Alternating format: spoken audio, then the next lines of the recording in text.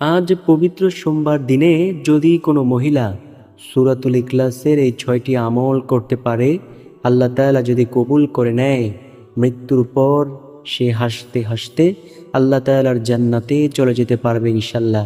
প্রিয় দর্শক, কোন দিনের আমলের বিনিময়ে আল্লাহ জান্নাত দান করবে এটা কেউ বলতে পারে না। তাই আমরা আজকের ভিডিওটি সম্পূর্ণ দেখব, প্রত্যেকটি আমলকে সুন্দরভাবে শিখব, পরবর্তীতে নিয়মিত সূরাতুল ইখলাসের এই 6টি আমলকে অবশ্যই করব ইনশাল্লাহ। তাই আমার বিশ্বাস, যেই মহিলা আল্লাহ তাআলাকে ভালোবাসে, নবীজি সাল্লাল্লাহু আলাইহি ওয়াসাল্লামকে ভালোবাসে, দিন ইসলামকে মোহাব্বত করে, সে আজকের ভিডিওটি অবশ্যই সম্পূর্ণ দেখবে, প্রত্যেকটি আমলকে সুন্দরভাবে শিখবে, পরবর্তীতে নিয়মিত এই আমলগুলো অবশ্যই সে করবে ইনশাল্লাহ। তো চলুন প্রিয় দর্শক, প্রতিটি আমলের সাথে আমরা পরিচিত হয়ে নেই। 1 নম্বরে যে আমলের কথা বলবো সে আমলটি হলো, নবীজি সাল্লাল্লাহু আলাইহি ওয়াসাল্লামের সামনে সাহাবীরা বসা। নবীজি বললেন, সাহাবীরা, আমি কি তোমাদেরকে এমন একটি আমলের সাথে পরিচয় করিয়ে দেব না, যে আমল যদি তোমরা করতে পারো, আল্লাহ রাব্বুল আলামিন তোমাদেরকে পবিত্র কোরআনুল কারীম খতমের সমান সওয়াব দিয়ে দিবেন। সাহাবায়ে কেরাম তো ছিল আমলের জন্য অনেক বেশি পাগল। সাহাবায়ে কেরাম বলল, ইয়া রাসূলুল্লাহ সাল্লাল্লাহু আলাইহি ওয়াসাল্লাম, বলুন কোন সেই আমল? নবীজি সাল্লাল্লাহু আলাইহি ওয়াসাল্লাম বলেন, যদি কোনো ব্যক্তি সূরাতুল ইখলাস একবার পাঠ করে, আল্লাহ রাব্বুল আলামিন 10 পারা কোরআনুল কারীম খতমের সমান সওয়াব দিয়ে দিবেন। যদি কেহ 2 বার পাঠ করে, আল্লাহ রাব্বুল আলামিন 20 পারা কোরআনুল কারীম খতমের সমান সওয়াব দিয়ে দিবেন। যদি কেউ 3 বার পাঠ করে, আল্লাহ তাআলা খুশি হইয়া সম্পূর্ণ কোরআনুল কারীম খতমের সমান সওয়াব দিয়ে দেবেন ইনশাআল্লাহ। নবীজি সাল্লাল্লাহু আলাইহি ওয়াসাল্লাম এমনটাই বলেছেন। প্রিয় দর্শক, এখন অনেকে মনে প্রশ্ন জাগতে পারে যে তাই বলে কি কোরআনুল কারীম পড়তে হবে না? এটা পাঠ করলেই খতমের সমান সওয়াব পাবো? প্রিয় দর্শক, কোরআনুল কারীম আপনাকে অবশ্যই পাঠ করতে হবে। নবীজি সাল্লাল্লাহু আলাইহি ওয়াসাল্লাম বলেন, আমি যখন মেরাজে গিয়েছিলাম, আমি জাহান্নামকে ঘুরে ঘুরে দেখলাম। আমি দেখলাম কিছু সংখ্যক ব্যক্তিদেরকে ফেরেশতারা বড় বড় পাথর দিয়ে তাদের মাথায় আঘাত করে তাদের মাথাকে চূর্ণ বিচূর্ণ করে দিচ্ছে। আমি জিব্রাইল আলাইহিস সালামকে ডেকে ডেকে জিজ্ঞেস করলাম, জিব্রাইল, এটা কোন আযাবের নমুনা? জিব্রাইল আলাইহিস সালাম বলল, ইয়া রাসূলুল্লাহ সাল্লাল্লাহু আলাইহি ওয়াসাল্লাম, এটা হলো আপনার ওই উম্মতেরা, যেই উম্মতেরা দুনিয়ায় জীবিত থাকা অবস্থায় তারা কোরআনুল কারীম শিখেছিল, না পড়ার কারণে তারা আবার ভুলে যাইবে। আর ওই সকল ব্যক্তিদেরকে আল্লাহ তাআলা এমন শাস্তির ব্যবস্থা করবেন। প্রিয় দর্শক, নাউযুবিল্লাহ, সবাই বলুন নাউযুবিল্লাহ। আল্লাহ তাআলার দরবারে আমরা সব সময় দোয়া করব, আল্লাহ জাহান্নামে তুমি আমাদেরকে দিও না, তুমি আমাদেরকে জান্নাতের সবচেয়ে নিম্নমানের স্তর হলেও দান করিও।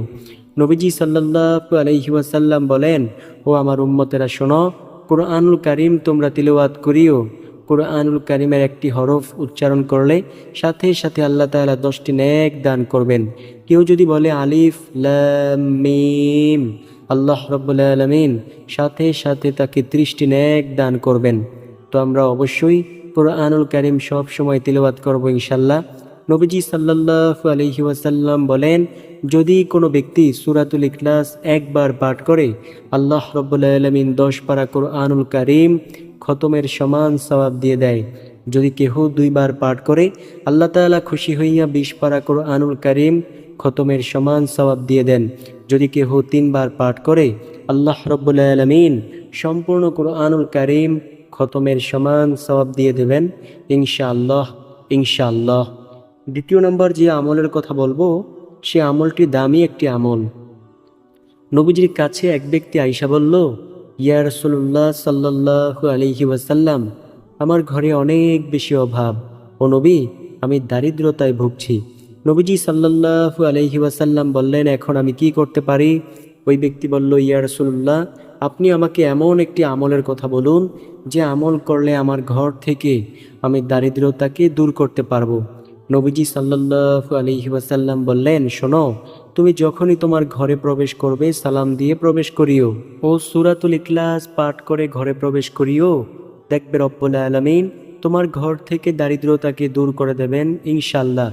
নবীজি সাল্লাল্লাহু আলাইহি ওয়াসাল্লামের কথা মতো ওই ব্যক্তি যখনই আমলটি করা শুরু করলো, ওই ব্যক্তির ঘরে আর কিছুদিন পর দারিদ্রতা চিহ্ন রইল না। প্রিয় দর্শক, আমরা যদি এই আমলটি করতে পারি, ঘরে প্রবেশের সময় সালাম দিয়ে প্রবেশ করি ও সূরাতুল ইখলাস পাঠ করে ঘরে প্রবেশ করি, রব্বুল আলামিন আমাদের ঘর থেকে অবশ্যই দারিদ্রতাকে দূর করে দেবেন ইনশাআল্লাহ। ইনশাআল্লাহ। দারিদ্রতা একটি অভিশাপ। নবীজি সাল্লাল্লাহু আলাইহি ওয়াসাল্লামের প্রিয় সাহাবী হযরত আলী রাদিয়াল্লাহু তাআলা আনহু বলেন, দারিদ্রতা যদি কোনো প্রাণী হইতো, আমি যদি তাকে ধরতে পারতাম, আমি সাথে সাথেই তাকে হত্যা করে ফেলতাম। কারণ দারিদ্রতার মধ্যে পড়লে মানুষ আল্লাহ তাআলাকেও ভুলে যায়। তাই প্রিয় দর্শক, দারিদ্রতা থেকে মুক্তি পেতে চাইলে যখনই ঘরে প্রবেশ করবেন, সালাম দিয়ে প্রবেশ করবেন ও সূরাতুল ইখলাস পাঠ করে ঘরে প্রবেশ করবেন, রব্বুল আলামিন ঘর থেকে দারিদ্রতাকে দূর করে দেবেন ইনশাল্লাহ। যেহেতু দারিদ্রতা দূরীকরণের আমল বলেছি, তাই আরেকটি আমল বলি। নবীজির একজন সাহাবীকে অপর একজন সাহাবী বলতেছেন, ভাইজান, তুমি যে যত টাকা ইনকাম করতেছো, সকল টাকাই তুমি ভেঙে ফেলতেছো, তুমি তোমার পরবর্তী প্রজন্মের জন্য কি রেখে যাইবে? ওই ব্যক্তি বলল, ও ভাই, তুমি জানো না, নবীজি সাল্লাল্লাহু আলাইহি ওয়াসাল্লাম বলেছেন, যে ব্যক্তি প্রতি রাতে সূরাতুল ওয়াকিয়া তিলাওয়াত করে, রব্বুল আলামিন তার ঘর থেকে চিরদিনের জন্য দারিদ্রতাকে দূর করে দেবেন ইনশাল্লাহ। তাই আমি আমার সন্তান সন্ততিদেরকে বলে দিয়েছি, ও আমার সন্তানেরা, তোমরা যতদিন পর্যন্ত প্রতি রাতে সূরাতুল ওয়াকিয়া তিলাওয়াত করবে, আল্লাহ তাআলা তোমাদের ঘরে দারিদ্রতা দিবেন না। যখনই তোমরা এটা বন্ধ করে দিবে, তখনই দারিদ্রতা তোমাদেরকে গ্রাস করে নেবে। তাই প্রিয় দর্শক, প্রতি রাতে সূরাতুল ওয়াকিয়া তিলাওয়াত করা আমাদের জন্য অবশ্যই একটি করণীয় আমল। তাহলে আল্লাহ রাব্বুল আলামিন আমাদের ঘর থেকে ইনশাআল্লাহ দারিদ্রতাকে দূর করে দেবেন ইনশাআল্লাহ। আরেকটি আমল বলি। নবীজি সাল্লাল্লাহু আলাইহি ওয়াসাল্লাম বলেন, কোনো ব্যক্তি যদি এই বিশেষ দোয়াখানা পাঠ করে, আল্লাহ রাব্বুল আলামিন তার ঘর থেকে দারিদ্রতাকে দূর করে দেবেন। আর সেই বিশেষ দোয়াটি হলো, আল্লাহুম্মা কফিনি বিহালালিকা আন হারামিকা ওয়াগনিনি বিফাদলিকা আম্মান সিওয়াকা। নবীজি সাল্লাল্লাহু আলাইহি ওয়াসাল্লামের প্রিয় সাহাবী হযরত আলী রাদিয়াল্লাহু তাআলা আনহু বলেন, যদি কোনো ব্যক্তি আল্লাহুম্মা কফিনি বিহালালিকা আন হারামিকা ওয়াগনিনি বিফাদলিকা আম্মান সিওয়াকা এই দোয়াখানা পাঠ করে, যদি তার সামনে পাহাড় সমপরিমাণ ঋণ থাকে, তারপরেও আল্লাহ সেই ঋণ থেকে তাকে বাঁচার মতো সুযোগ করে দেবেন ইনশাল্লাহ। প্রিয় দর্শক, বুঝতে পেরেছেন? এই আমলগুলো অবশ্যই আমাদের করতে হবে, তাহলে দুনিয়ায়ও কল্যাণ পাবো, আখিরাতের জীবনেও কল্যাণ পাবো ইনশাল্লাহ। 3 নম্বর যেই আমলের কথা বলবো, সে আমলটি হলো, সূরাতুল ইখলাসকে ভালোবাসলে রব্বুল আলামিনের ভালোবাসা পাবেন। এক ব্যক্তি নবীজির কাছে আইসা বলল, ইয়া রাসূলুল্লাহ সাল্লাল্লাহু আলাইহি ওয়াসাল্লাম, আমি সূরাতুল ইখলাসকে অনেক বেশি ভালোবাসি। ও নবী, আপনি আমাকে বলুন, এতে আমি কেমন সওয়াব পাইব? নবীজি সাল্লাল্লাহু আলাইহি ওয়াসাল্লাম বলেন, যে ব্যক্তি সূরাতুল ইখলাসকে ভালোবাসে, রব্বুল আলামিন তাকে ভালোবাসে। আর এই ভালোবাসার শেষ পরিণাম ফল হবে আল্লাহ তাআলার সেই জান্নাত। যুদ্ধের ময়দানে একজন সাহাবীকে নবীজি নামাজের ইমামতি করার দায়িত্ব দিলেন। ওই সাহাবী নামাজের ইমামতি করার সব সময় তিনি সূরাতুল ইখলাস দিয়ে নামাজ পড়াইতেন। এটা অন্যান্য সাহাবায়ে কেরামদের কাছে ভালো লাগেনি। অন্যান্য সাহাবীরা নবীজির কাছে আইসা বলল, ইয়া রাসূলুল্লাহ, আপনার অমুক সাহাবী সব সময় নামাজের দ্বিতীয় রাকাতে সূরাতুল ইখলাস দিয়ে নামাজ পড়ায়, এটা কেন করে? আপনি বললেন তো সে যেন পাল্টিয়ে পাল্টিয়ে সূরা দিয়ে নামাজ পড়ায়। নবীজি সাল্লাল্লাহু আলাইহি ওয়াসাল্লাম ওই সাহাবীকে নবীজির কাছে ডেকে আনলেন। নবীজির কাছে আসার পর নবীজি সাল্লাল্লাহু আলাইহি ওয়াসাল্লাম বললেন, তুমি নাকি সব সময় নামাজের দ্বিতীয় রাকাতে সূরাতুল ইখলাস দিয়ে নামাজ পড়াও, এটা কেন করো? আজকের পর থেকে তুমি আর এটা করিও না। ওই ব্যক্তি বলল, ইয়া রাসূলুল্লাহ সাল্লাল্লাহু আলাইহি ওয়াসাল্লাম, এটা আমি করি একমাত্র কারণ হলো সূরাতুল ইখলাস পাঠ করতে আমার কাছে ভালো লাগে, ভালোবাসার জন্য আমি এটা করি। ও নবী, কোনো সমস্যা হবে? নবীজি সাল্লাল্লাহু আলাইহি ওয়াসাল্লাম বললেন, আমি যা দেখি তুমি তা দেখো না, আমি যা শুনি তুমি তা শোনো না। এই যে তুমি যেই অন্তর থেকে ভালোবাসো, অর্থাৎ সূরাতুল ইখলাসকে যে তুমি অন্তর থেকে ভালোবাসো, এই কারণে রব্বুল আলামিনও তোমাকে ভালোবাসবে। আর এই ভালোবাসার শেষ পরিণাম ফল হবে আল্লাহ তাআলার সেই জান্নাত। ওই সাহাবী অত্যন্ত খুশি হলেন। তো প্রিয় দর্শক, আমাদের করণীয় কি? সূরাতুল ইখলাসকে ভালোবেসে সব সময় তিলাওয়াত করা অন্তর থেকে ভালোবেসে তিলাওয়াত করা। এতে করে আল্লাহ তাআলা আমাদেরকে ভালোবাসবেন। আল্লাহ যদি কাউকে ভালোবাসে তাকে অবশ্যই মৃত্যুর পর জান্নাত দান করবেন ইনশাল্লাহ। এমন জান্নাত আল্লাহ তাআলা আমাদের জন্য বানিয়েছেন, যেই জান্নাত এত সুন্দর হতে পারে আমরা কোনোদিন কল্পনাও করতে পারবো না যে জান্নাতটা এত সুন্দর হতে পারে। নবীজি সাল্লাল্লাহু আলাইহি ওয়াসাল্লাম বলেন, জান্নাতের মধ্যে একটা মাঠ আছে, যেই মাঠের নাম হলো মাজিদ নামের মাঠ। ওই মাজিদ নামক মাঠ এত বড়, এত বড়, এত বড়, আমার উম্মতেরা শোনো কত বড়। ওই মাজিদ নামক মাঠ সম্পর্কে আমি একদিন জিব্রাইল আলাইহিস সালামকে জিজ্ঞেস করলাম, জিব্রাইল, জান্নাতে একটি সুবিশাল মাঠ আছে, মাজিদ নামক মাঠ, তুমি ওই মাঠকে চেনো? তুমি কি কখনো ওই মাঠকে দেখেছো? জিব্রাইল আলাইহিস সালাম বলল, ইয়া রাসূলুল্লাহ, আমি অবশ্যই দেখেছি সেই মাঠ। আমি একদিনের ঘটনা আপনাকে বলছি, তাহলে বুঝতে পারবেন সেই মাজিদ নামক মাঠ কত সুবিশাল। ও নবী, আমি একদিন আল্লাহ তাআলাকে বললাম, আল্লাহ, জান্নাতের ওই মাজিদ নামক মাঠটা আমি একটু ঘুরতে চাই। আল্লাহ তাআলা বললেন, তুমি এটা উড়ে ঘুরে শেষ করতে পারবে না। আমি বললাম, আল্লাহ, আমাকে আপনি অনুমতি দেন, আমি একটু উড়তে চাই ও ঘুরতে চাই। আল্লাহ তাআলা বললেন, ঠিক আছে, যাও, আমি তোমাকে অনুমতি দিলাম। জিব্রাইল আলাইহিস সালাম বলল, ইয়া রাসূলুল্লাহ সাল্লাল্লাহু আলাইহি ওয়াসাল্লাম, আমার 600 নূরের পাখা। আমি আসমান থেকে জমিনে আসার পর্যন্ত একটি পাখা ব্যবহার করা হয়। আর আমি ওই মাজিদ নামক মাঠে উঠতে উঠতে উঠতে উঠতে 600 নূরের পাখা ব্যবহার করেছি। তারপরও আমি সেই মাঠ ঘুরে শেষ করতে পারিনি। আমি ক্লান্ত হয়ে এবার আল্লাহ তাআলাকে বললাম, আল্লাহ, আমি এই মাঠের কতটুকু ঘুরে শেষ করেছি? আল্লাহ তাআলা বললেন, তুমি মাত্র 4 ভাগের 1 ভাগ মাত্র তুমি ঘুরে শেষ করেছ, আর বাকি 3 ভাগ এখনও রয়ে গিয়েছে। নবীজি সাল্লাল্লাহু আলাইহি ওয়াসাল্লাম বলেন, ওই মাজিদ নামক মাঠের মধ্যে আল্লাহ তাআলা একটি স্টেজের ব্যবস্থা করবেন। আল্লাহ তাআলা 3টি আসন রাখবেন।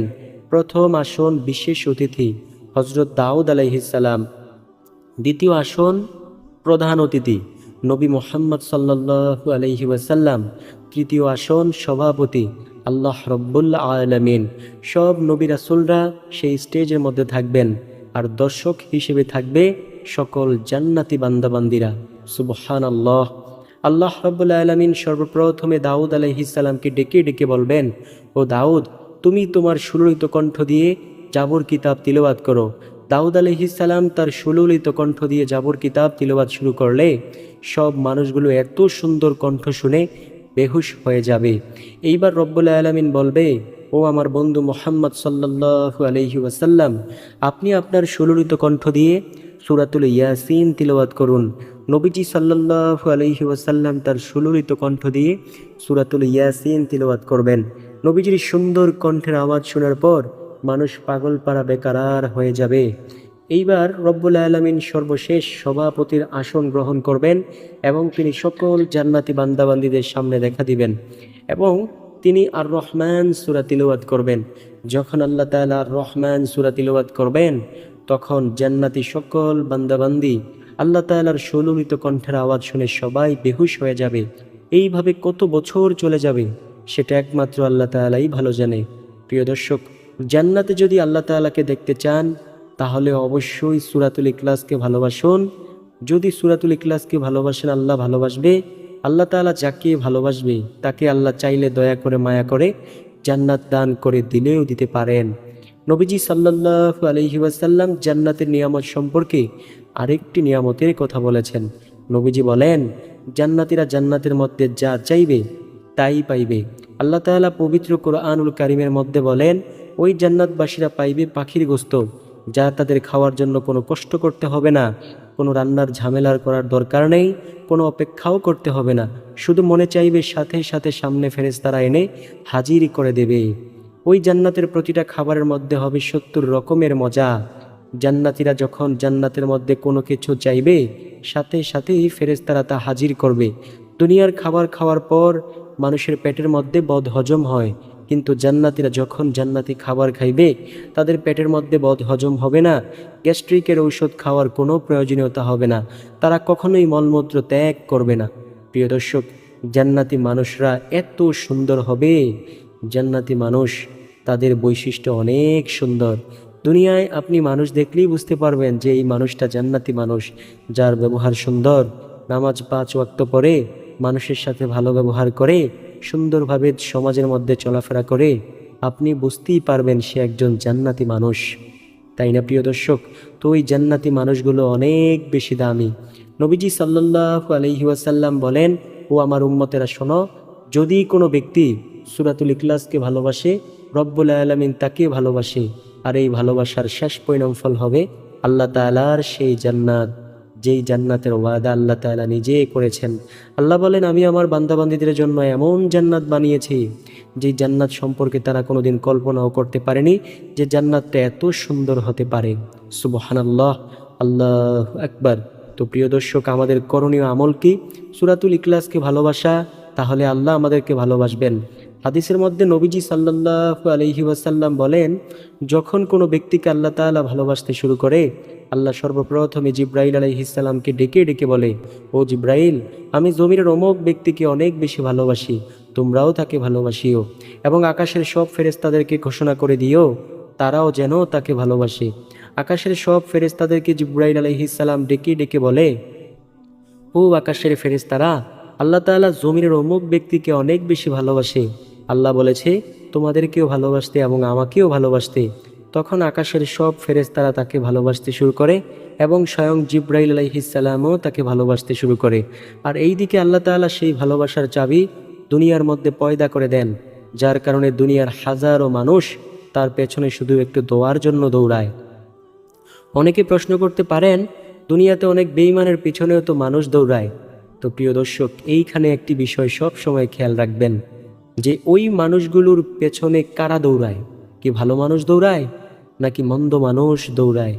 আল্লাহওয়ালা মানুষের পেছনে আল্লাহওয়ালা মানুষই যাবে, আর মন্দ মানুষের পেছনে মন্দ মানুষই যাবে।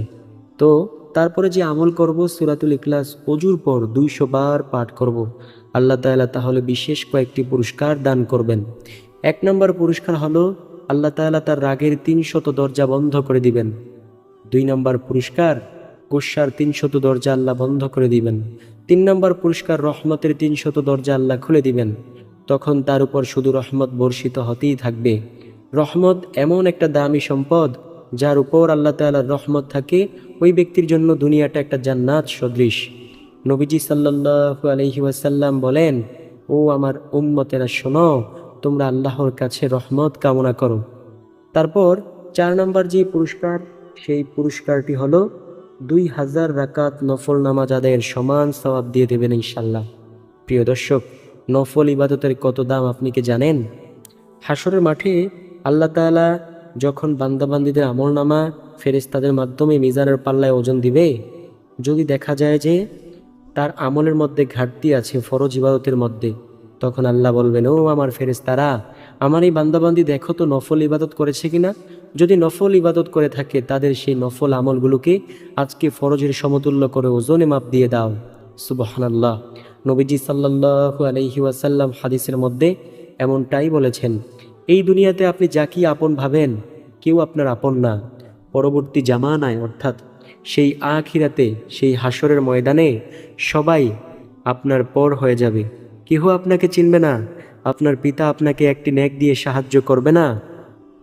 আপনি যদি আপনার পিতার কাছে গিয়ে বলেন, ও আমার বাবা, তুমি আমাকে দুনিয়ায় অনেক আদর যত্ন করে বড় বানিয়েছ, মাথার ঘাম পায়ের মধ্যে ফেলে তুমি আমাকে লালন পালন করেছ, আজকে আমি একটি নেকের জন্য আটকে আছি, তুমি আমাকে একটি নেক দিয়ে সাহায্য করো না। আপনার বাবা বলবে, দুনিয়ায় আমার সন্তান ছিল ঠিক, কিন্তু তুমি যে আমার সন্তান সেটা আমি আদৌ কখনো বিশ্বাস করি না। আপনার যেই প্রিয় মা, যেই মা আপনাকে রেখে একবেলা খাবার খায় না, সেই মা আপনাকে বলবে, তুমি যে আমার সন্তান, অথবা আমাকে বলবে, তুমি যে আমার সন্তান, সেটা আমি আদৌ কখনো বিশ্বাস করি না। প্রিয় দর্শক, একটি নেক দিয়ে কেউ কাউকে সাহায্য করবে না। তো নবীজি সাল্লাল্লাহু আলাইহি ওয়াসাল্লাম বলেন, নফল ইবাদতের অনেক বেশি দাম। নফল ইবাদত হাসরের মাঠে ফরজের সমতুল্য হতে পারে। প্রিয় দর্শক, তাই আমরা সূরাতুল ইখলাস 200 বার অজুর পর পাঠ করলে আল্লাহ রাব্বুল আলামিন 2000 রাকাত নফল ইবাদতের সমান সওয়াব দিলেও দিতে পারেন। তারপরে যেই পুরস্কার, জান্নাতের মধ্যে 70টি মহল দান করবেন, প্রত্যেকটি মহলে থাকবে 70,000 দরজা। এখন আপনি মনে মনে ভাবতে পারেন যে জান্নাতটা কি এত সুবিশাল হবে? প্রিয় দর্শক, নবীজি কি বলেন জানেন? আমার যে উম্মতকে আল্লাহ তাআলা সর্বশেষ জান্নাতি করবে, সে উম্মতকে যেই জান্নাতটা দান করবে, সেই জান্নাতের আয়তন হবে এই দুনিয়ার থেকেও 10 গুণ বেশি বড়। সুবহানাল্লাহ। নবীজি বলেন, আমার যে উম্মতকে আল্লাহ সর্বশেষ জান্নাতি করবে তাকে আমি চিনি। সে দীর্ঘকাল জাহান্নামের মধ্যে আগুনে পুড়তে পুড়তে একেবারে কয়লার ন্যায় হয়ে যাবে। তখন আল্লাহ তাআলা তাকে জাহান্নাম থেকে উঠিয়ে আনবেন।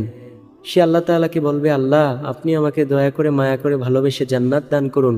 আল্লাহ, আর আমি আগুনে জ্বলতে চাই না। আল্লাহ বলবেন, ঠিক আছে যাও, আমি তোমাকে দয়া করে মায়া করে ভালোবেসে জান্নাত দান করলাম। ওই ব্যক্তির কাছে জান্নাতের গেটের সামনে যাওয়ার পর তার কাছে মনে হইবে যে জান্নাত ফুলফিল হয়ে আছে, অর্থাৎ পরিপূর্ণ হয়ে আছে। ওই ব্যক্তি আল্লাহকে বলবে, আল্লাহ আপনি আমাকে জান্নাত দান করলেন, কিন্তু আমি তো তাকিয়ে দেখলাম যে জান্নাত পরিপূর্ণ হয়ে আছে। আল্লাহ বলবেন, তুমি ভালো করে তাকিয়ে দেখো, তোমাকে আমি যেই জান্নাতটা দান করেছি সেই জান্নাতটা হলো সবচেয়ে ছোট্ট জান্নাত, কিন্তু ওই জান্নাতটাও তুমি যেই দুনিয়ায় ছিলে সেই দুনিয়ার থেকেও 10 গুণ বেশি বড়। সুবহানাল্লাহ। তো প্রিয় দর্শক, জান্নাতের মধ্যে এমন 70টি মহল দান করবেন, প্রত্যেকটি মহলে থাকবে 70,000 দরজা। আল্লাহু আকবার। এবং অন্তরের মধ্যে ঈমানের এক প্রকার নূর দান করবেন। তখন আমল করতে শুধু ভালো লাগবে, শয়তান সে অন্তরের মধ্যে বাসা বাঁধতে পারবে না। তারপরে যে আমলের কথা বলবো সে আমলটি হলো সূরাতুল ইখলাস। যদি কেউ বেশি বেশি পাঠ করতে পারে, আল্লাহ তাআলা তাকে শিরকের গুনাহ থেকে বাঁচিয়ে দেবেন ইনশাল্লাহ। শিরককারীকে নবীজি কখনোই সুপারিশ করবেন না। নবীজি সাল্লাল্লাহু আলাইহি ওয়াসাল্লাম বলেন, হাসরের ময়দানে আমি এমন কিছু সংখ্যক ব্যক্তিদেরকে হাউজে কাউসারের কিনারা থেকে দূর দূর করে তাড়িয়ে দেব। আম্মাজান আয়েশা রাদিয়াল্লাহু তাআলা আনহা বলল, ইয়া রাসূলুল্লাহ সাল্লাল্লাহু আলাইহি ওয়াসাল্লাম, আপনি কেন তাদেরকে তাড়িয়ে দেবেন? নবীজি সাল্লাল্লাহু আলাইহি ওয়াসাল্লাম বলেন, তারা দুনিয়াতে শিরকের গুনাহ করত, জেনার গুনাহ করত এবং ব্যভিচারী করত ও ঘুষ খাইতো, সুদ খাইতো, আল্লাহ তাআলার সাথে অন্য কাউকে অংশীদার বানাইতো। আর আমি নবী তাদেরকে হাউজে কাউসারের কিনারা থেকে তাড়িয়ে দিয়ে বলবো, তোমরা এইখান থেকে দূরে সরে যাও, তোমরা আমার উম্মত না, আমিও তোমাদের নবী না। প্রিয় দর্শক, তখন কি অবস্থা হবে? তাই আমরা বেশি বেশি পরিমাণে সূরাতুল ইখলাসের এই আমলগুলো করে আল্লাহ তাআলার কাছে পরিপূর্ণ হিদায়াত কামনা করব ইনশাল্লাহ। আল্লাহ যদি হিদায়াত দান করে, হিদায়াতের উপর অটল থাকার জন্য আল্লাহর কাছে দোয়া করব। আল্লাহ যদি আমাদেরকে হিদায়াতের উপর অটল রেখে কবরের জিন্দেগিতে নেন, মৃত্যুর পর আমাদেরকে আল্লাহ মায়া করে ভালোবেসে জান্নাত দান করে দিলেও দিতে পারেন ইনশাল্লাহ। তবে জান্নাতের বিষয়টা হলো সম্পূর্ণ আল্লাহ তাআলার উপর। আল্লাহ কাকে জান্নাত দান করবেন সেটা একমাত্র আল্লাহ তাআলাই ভালো জানেন। তো আশা করব ভিডিওটা ভালো লাগবে। ভালো লাগলে ভিডিওটা আপনাদের যত প্রিয়জন আছে তাদের কাছে অবশ্যই শেয়ার করতে ভুলবেন না। আসসালামু আলাইকুম ওয়া রাহমাতুল্লাহ।